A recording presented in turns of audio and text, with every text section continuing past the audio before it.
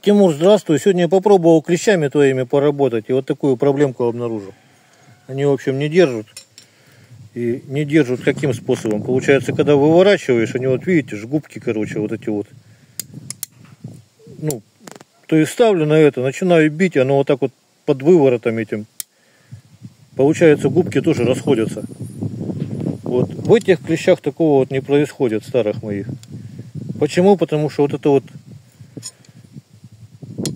вещь, она помассивнее тут, она и потолще, и пошире.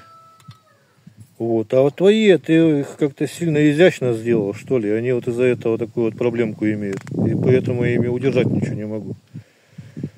Ну вот у меня, жена у меня что-то кое-что придумала. Я сейчас вот попытаюсь это воплотить в жизнь и тебе еще одно видео пришлю.